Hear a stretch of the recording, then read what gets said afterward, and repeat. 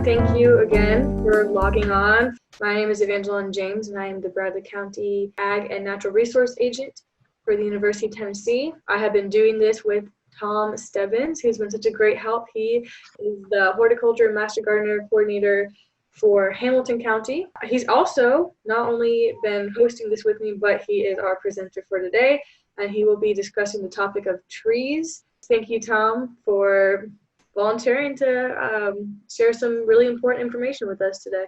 Thanks, Evangeline. And trees have always been something I've really had a heart for. There's so many different things you can talk about with trees. So today I just wanted to maybe give an introduction on the value of trees and how to plant trees coming up. This is a great time to plant trees during this period of time, this cool weather going into maybe all the way till December. So trees, if you've ever seen a real tall tree, these look like fir trees, pine trees, but I had the good fortune of seeing the sequoias and redwoods, and this is kind of what it looks like.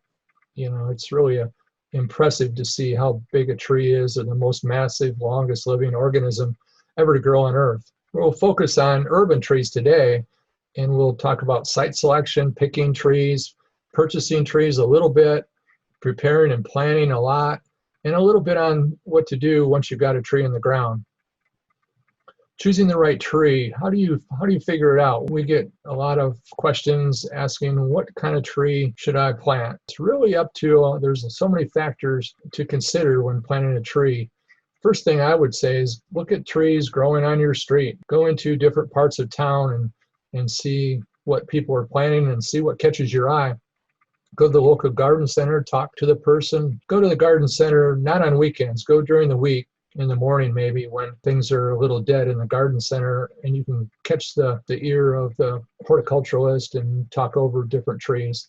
Of course, look at books and web programs like this. See what's growing in your neighborhood. Keep in mind there are many trees, and also there's different soil types. So it's good to know that there's more to it than just looking at a tree and saying, I want that one. If you've got the chance, go to different gardens. This happens to be Cheekwood Botanical Gardens up in Nashville, because there's many more trees. A lot of us get stuck into planting a maple tree, a dogwood tree, and maybe arborvitae. But there's hundreds of trees that could grow really well in Tennessee, and we encourage diversity. Then you might look at different shapes of trees and read up on them. Don't try to do it all real quick. Try to see which trees might give you a good shape. We can even grow palm trees, for instance. We've got palm trees that are 30 feet high over at the Ag Center.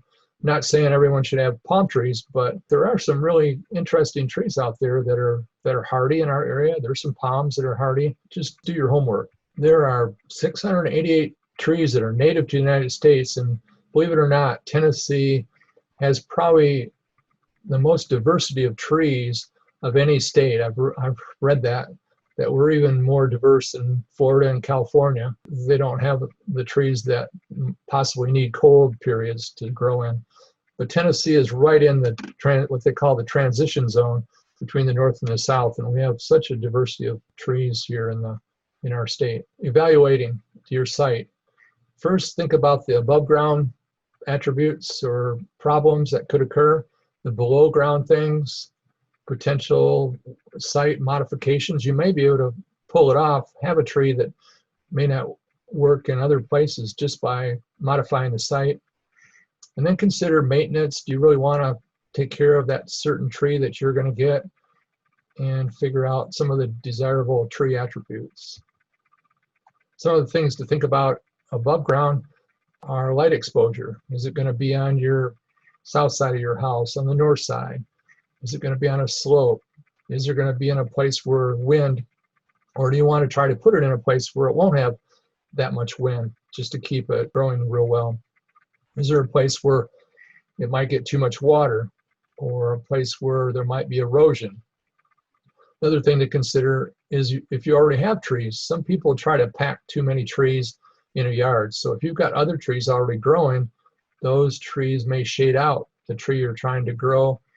Or in some cases, if you've got a huge, I had a real huge oak tree in my yard, and I knew it was going to go down pretty soon, maybe in the next 10 years. So maybe that's the time to plant a tree 10 years prior to that other tree going down. Some of the things to think about in a city setting, urban, would be overhead wires. Look up and see if there's any wires around that, and then look in the specs for that tree and see if that tree could possibly grow up to those wires and be a problem. There might be a problem with security lights. You want to have those lights shine on your house, or maybe in my case, I've got some street lights that I'd like to keep them from shining in my yard. So either way, there might be buildings, there might be signs. This might be more for a commercial setting. Some people think about vandalism or theft, keeping trees distance from your house so that it doesn't cause that, but it can work both ways. Regulations, there's some regulations, especially if you're building a newer house, there might be some regulations in your subdivision that says you have to plant certain trees or certain size trees, and then you have to work around that. Here's the open overhead wire situation. If we see this in Chattanooga a lot, our power board or tree companies have been told that to get ready for a storm, it's better to go in and prune out trees that could be problematic, but they don't want to take the whole tree down all the way down to the ground. So a lot of times they do this V cut that shows on the top right there. So good planning, they might have the trees on the other side of the road in that case, or there's many trees. There's lists of trees that aren't going to get as high as the power lines. Make sure you know where the underground utilities are. I've had many master gardeners and other people tell me that, gosh, they didn't call the utility number. They started digging, and lo and behold, they hit a little wire or big wire underneath the ground, and they were glad that they called ahead and got the ground scope, so that they didn't run into that problem. It's nice to just draw a map of your house and make it north, south, east, and west. Put where the sun comes up and the sun goes down. And remember, it changes as the season. It's much lower angle during the wintertime, and that may affect where you want to put that tree to either help with the sun or block the sun coming through your windows. So there's lots to consider here. There may be some parts of your yard that gets 6 hours of direct sun, which most large trees like. Maybe there's a way, maybe it doesn't get as much sun, so you might have to pick some trees that are better in the shady. Here's a nice picture of slope, putting trees on a slope and trying to figure out how that tree is going to adapt to that site.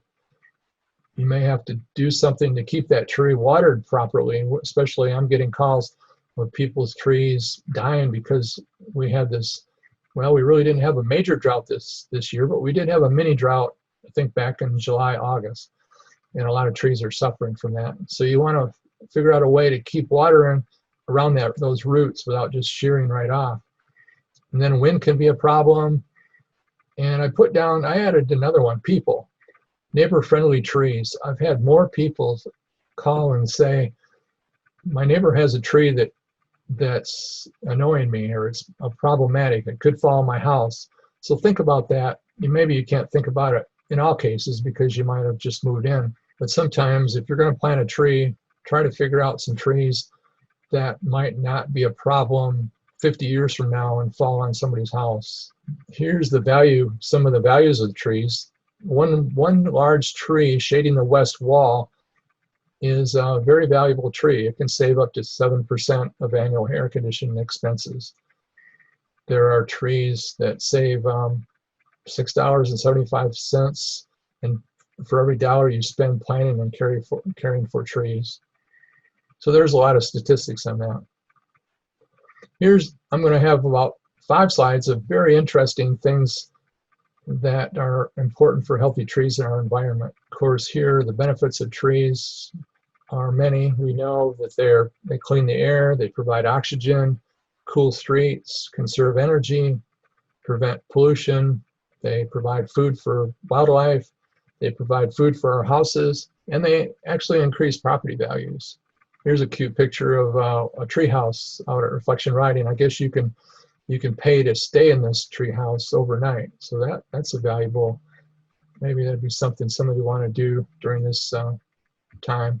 Green streets, they report lower levels of fear, fewer incivilities, and fewer violent behavior. Just look around your neighborhood, and if you've got some trees, wonder what would it look like if all those trees were gone, or several of the bigger trees were gone. So there's fewer reported crimes from some of these studies that they've done.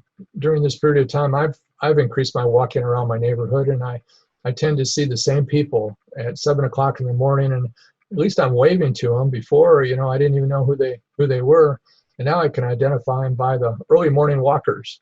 So I can tell that, maybe once the pandemic is over, I'll probably say, hey, we'll start getting closer and sharing some social activities just because of the nice areas to walk.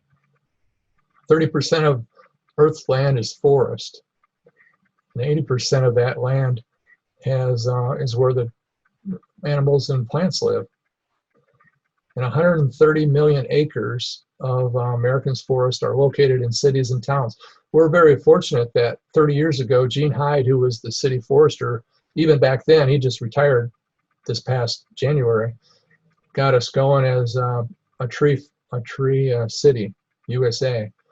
And so it's really shown the results of that over the years, and you can walk down Chattanooga and basically be in the shade most of the time while you're walking around looking at the stores and everything. Study shows that even kids that have in contact with nature have a better outcome. They complete tasks and follow directions. They can play in natural settings better, and it's just a better environment to raise kids when there's trees around. They can climb the trees. I'm not afraid of letting my grandkids climb trees if they can, and it's not taking chances. I think they'll learn a little bit about self-reliance and just growing up in a nicer neighborhood that way. Levels of aggression were lower about people that had some kind of outside areas, even if they had apartments that they could go to, parks. So exposure to green spaces can help mitigate some of those mental fatigue, reducing aggressive behavior. And I think that's been a really big help during our times now. Green views and spaces are better in low-income areas, trying to make life demands more manageable. I know just going for a walk some days just helps my peace of mind. Girls, there's trees in the view. They score better on tests of self-discipline. They're more likely to do better in school, avoid unhealthy and risky behavior. All these things, all these studies are really good. Back to what guides you. Maybe all those other things were surprises to your way of looking at planting a tree. How can it be so simple or so complicated? But your decision in planting a tree might be based on how pretty the foliage might be in the fall, or how nice the flowers may be in the spring. Interesting bark. Now that I've got a pretty good basic number of trees in my yard, I think I've got 25 different species of trees on my little 1-acre lot. And most of them I inherited. But now that I've got some basic trees, I've got a couple big ones. Now I want to go for specialty trees. I like to do some interesting trees that flower in the wintertime, like camellia.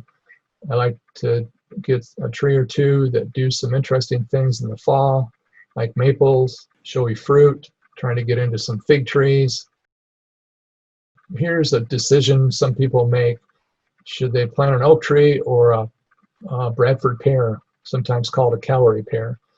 And most of us would say there's no decision to be made here. We'll plant the oak tree, but you want to be careful. There might be something. An oak tree could get quite large for most of our small lots. You want to make sure it's not going to hit something when it gets to be about 50 years old and a storm comes through. You don't want it to have hit your house. There's designs you can take into account. Look at how beautiful that bark on that white birch looks in that tree leading up. You just want to go through that person's yard because they have such an interesting entranceway. Here you want to make sure that whatever you're going to pick, sometimes, I'd like to have an espalier, which is down there on the bottom left. That looks very nice against that wall, but it's going to take a certain amount of work to keep that up like that. And then those sweet gum balls down at the very bottom, you want to be careful that you don't have something like that. Although some people can put those trees a little bit distance, maybe near woods where that's not going to be a problem. On the right-hand side there, bamboo. Oh my gosh, I get calls about people who put in bamboo, and then not only they can't control it in their yard, but they can't control it. They start having neighbor problems because the neighbors are complaining.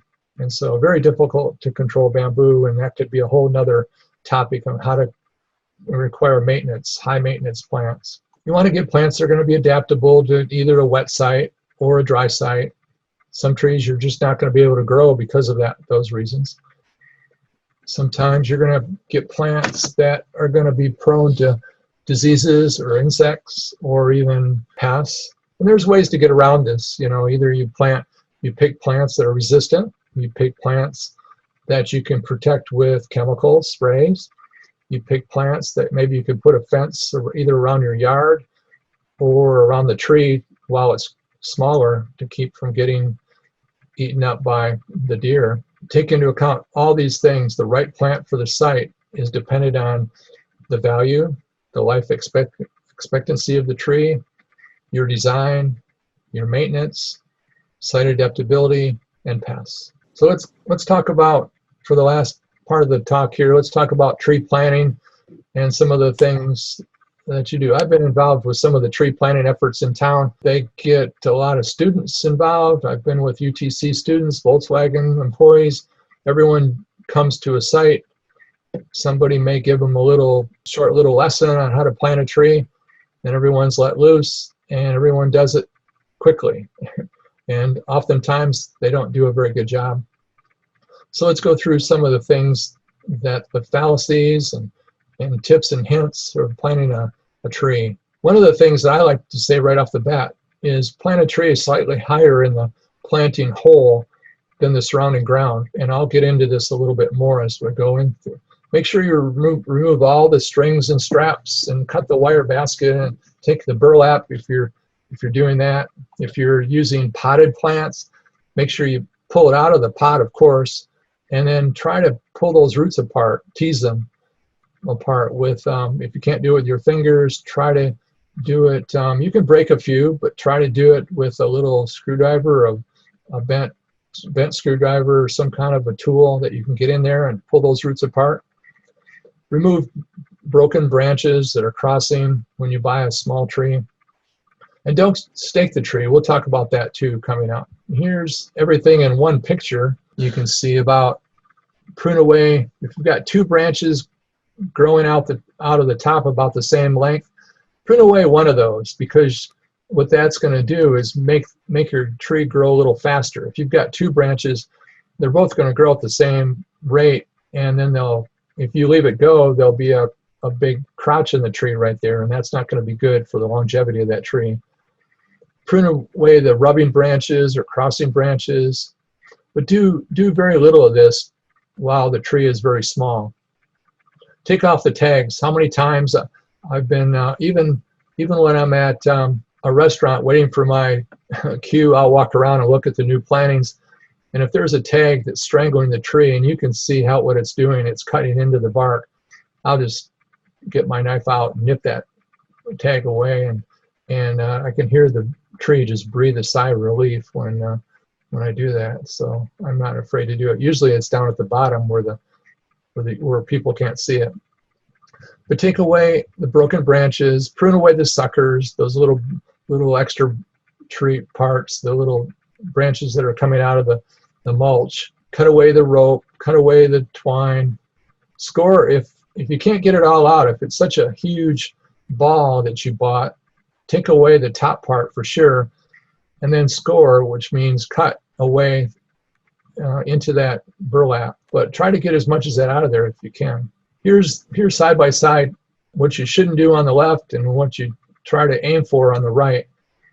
Of course, we talked about some of the things, pruning the leader. Sometimes trees come with tape wrapped around them, but if the tape is really tight to the trunk, it could cause the trunk to be, it could cause restriction of that trunk. Look at the one on the right.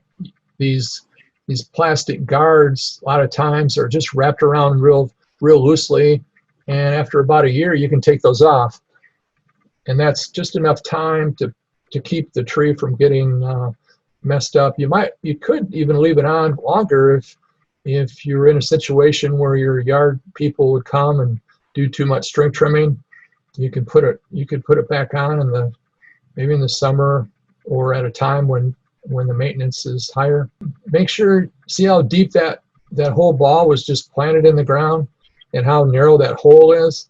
You want to make the hole, some people say 4 times bigger. I don't know if I've ever made a tree hole that big, but at least make it 3 times. See, there's lots of room in that hole, that tree. Ball isn't so far into the hole that it's going to get restricted. The worst part of a tree, or the most sensitive part of the tree, is that trunk just coming out of the ball or coming out of the pot, because right there is where a lot of water accumulates, especially in the spring and the fall. And I'll talk about that a little bit later. And we'll talk about stakes.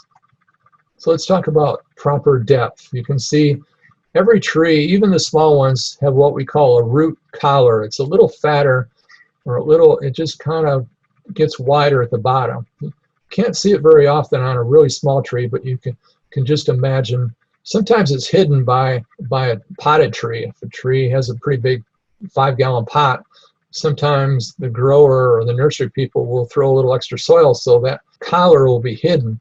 But you want to make sure that you don't bury that collar into the ground. Here's one way to check for soil drainage. You dig a hole 18 inches deep, fill it with water, and just wait. If you can wait for an hour and it goes down an inch an hour, that's good drainage. Or even if you come back another day and it's gone down, that means it's pretty good drainage. If it's only gone down about halfway in the hole after a day, then it's fair.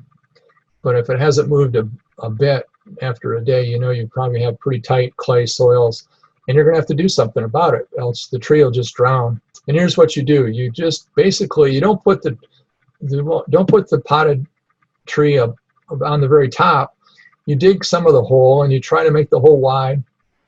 If you can possibly do it, if you're doing several trees, you make one of the sides of that hole go down the hill if you can, or make it go to the next tree. Or if you've got 5 trees, just do the whole area. But if you're just doing one tree, this is kind of how you do it. You leave some of the tree, maybe a third of the ball, out of the ground, and then you mount it over with mulch. Well, with the soil first and then the mulch. You can see there's a little layer of mulch too there. So this is how you deal with heavy clay soils. You don't fill it up. You absolutely do not put nice peat moss or go get potting soil. You use the same soil that came out of that hole, believe it or not. And here's taking the root ball wrappings off. Take them off below the shoulder. If any of that burlap is showing, what happens is the wind comes along and it sucks it out like a wick, sucks the moisture out like a wick. And if you definitely want to not leave the basket wire showing out of the hole at all, because that will tear up mowers very easily. One of the first things, even before you did all that planning, it's nice to do a soil test. We always, if you're a university person, extension agent, or master gardener, you're going to want to find out what the soil is and amend it if you can.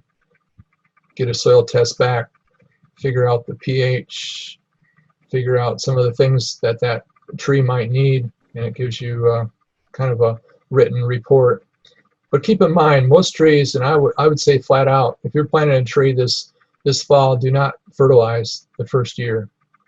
Wait till spring, or wait till you get your results back from the soil test, but don't do it right away. We don't want to have that tree growing extra growth going into wintertime. That can cause problems if it freezes. Mulching is another thing to consider. There's lots of reasons to mulch. One of the biggest reasons is just to protect the tree from string trimmers or mowers. The other reason is to keep the tree roots cooler, moist. When it rains, you don't want all the water being soaked up by the plantings around it, by the grass. So look on the right, see how that mulch is probably 3, maybe 4 inches around the tree, but when it gets to be about 6 inches from the tree, there's no mulch. And that's important because if you pile that mulch up against the tree, right there, I said that was a very important part. That can suffocate a tree. A tree does a lot of respiration right there at that bottom foot or 2 feet of the tree. It also, it's also a good place for rot. If you pile the mulch up against a tree like that, it's going to rot that tree. I've seen so many trees get rotted. It gets so moist and just too much of a wetness right there. So, and what I also learned just recently, I think I knew it, but I never really would say it until I saw the research. But wood chips are superior than any other mulch. Cedar mulch, pine bark, wood chips of all things. Apparently, it's because they're made of the wood itself, whereas pine bark or cypress bark are the bark, and there's little nutrition. Sometimes they're too fine, and they pack too tightly.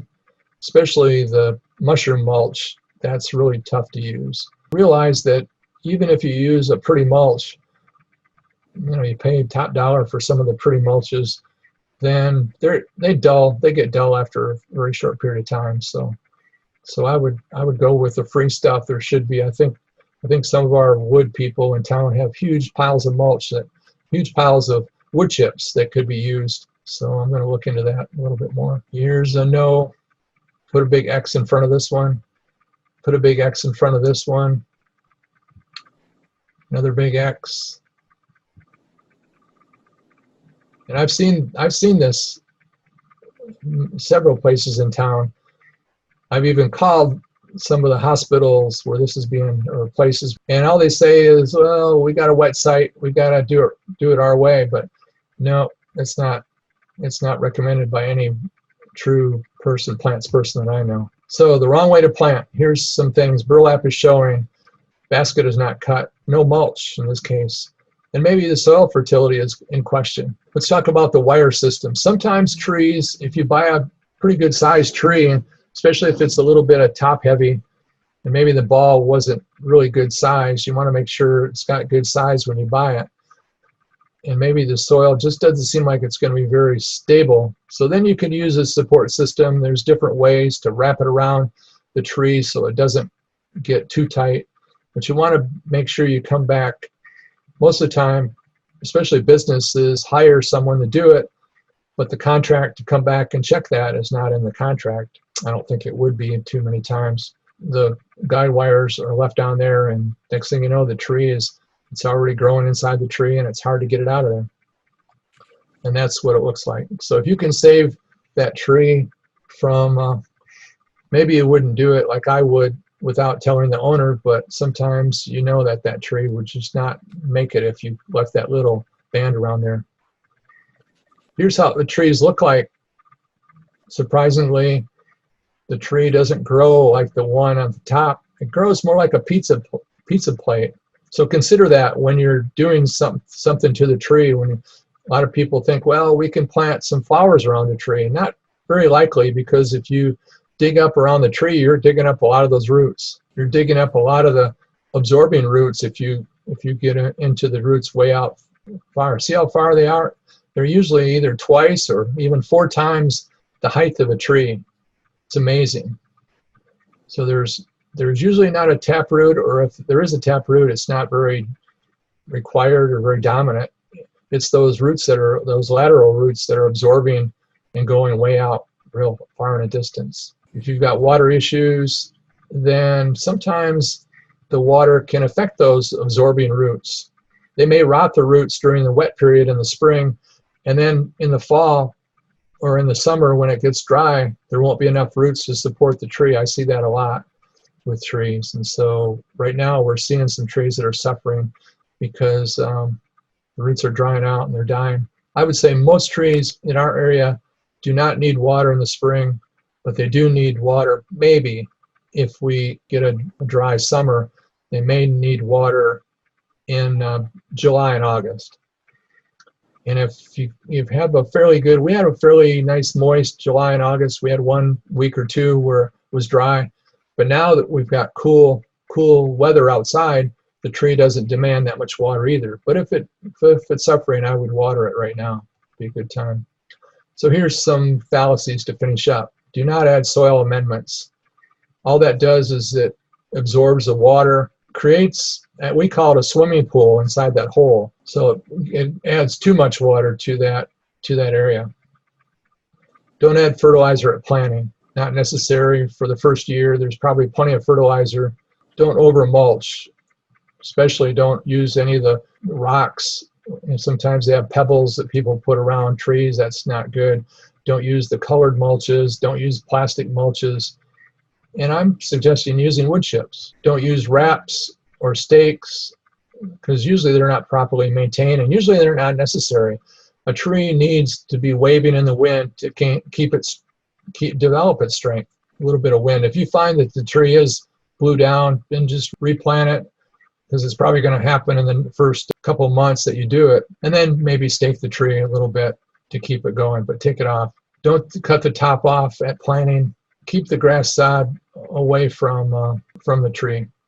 And definitely don't let this happen. Make sure you get out and spread the word about the value of trees and how they can help your local environment. Sometimes we plant our trees in our yard, but we don't always consider what can we do with our neighbor, because even though it may raise our value of our own landscape, it might do all the things I talked about. By making your neighborhood aware of the value of trees, it keeps people from cutting down trees that shouldn't be cut down because people are just not aware of how valuable they are. Here's some very good sites to get more information. There's a ton of information right here in Chattanooga. Gene Hyde has made many reports. If you want to go to that urban forestry, there's some good public works going on. The new city forester, Peter Stewart, took over from Gene and is starting to do a bang-up job with planting trees in different areas. UT has a great site for horticultural publications, and there's tree bulletins there, publications. And the University of Tennessee has an outstanding group. There's probably 50, 60 of these colored publications from the forestry department. How to plant a tree, what are the diseases, what are the insects, what trees to plant, what are the native trees to use. Just a lot of information. If you can't remember those, just type in what you think, like University of Tennessee Forestry, and you'll get there. You don't have to remember all these websites, but you can come back. I'll post this to YouTube, and you can come back to this. But I don't take the time to type out all these web pages anymore. You can get to it if you work at it. Here's a good quote that I just found in doing this PowerPoint. The benefits of an urban tree are not restricted to its location. Think about it. The air we breathe, the water we drink, and our quality of life are all made possible by trees and forests we may never see and that were planted and maintained by someone else. How many trees are you benefiting from that were planted by other people? So we're the recipient of free tree benefits. If we do it ourselves, if we get out and help the community, that's even better. Then we can look at those trees and say, yeah, we helped plant that tree. Thank you, Tom. That was good. Thank you. I have a question. How to prune a tree whip? We recommend not to do anything with those tree whips. The only thing, if there was a broken branch, but the tree whip, this is I guess we learned from fruit growers too. Make sure that tree gets in the ground, and you want every last leaf, no matter if the tree is looking, strange when you buy it. You want to make sure that tree is going to grow. And the only way it's going to grow is through photosynthesis, right? Even though there might be a branch that looks out of place when it's small, you want to wait till that tree is at least 1 year, maybe even 2 years before you attempt to, let's say you planted a tree right now and it seemed to start growing real good in the spring. Yeah, maybe you could, if there was suckers coming out of it, probably the suckers aren't going to come out until a couple years. But if you wanted to start by next fall, then maybe you could trim it up a little bit. But really be very cautious about pruning 1-year-old and 2-year-old trees. Now, if you buy a bigger tree, if you bought a 1-gallon tree, my very best trees are the bare root trees, because you can get more for your money. You can plant 5 trees for the price of a potted tree. If they don't all grow, you can probably, one of them will grow. If all 5 of them grow, then you can dig them out. You've got a 2-year-old tree then, and you can put it somewhere else, or you can use it as barter for another tree in your yard. Research has shown that a bare root tree will grow better even than a potted tree because it's growing into your soil. Whereas if you buy a potted tree or a ball and burlap tree, they have to grow into, they were probably growing in really nice soil in a nursery. So now they have to grow into somebody else, they have to grow into your soil. And often they're not going to be so happy growing into somebody else's soil. The hardest one is the ball and burlap. You see city paying a couple $100 per tree to install them in the right of way or places like that.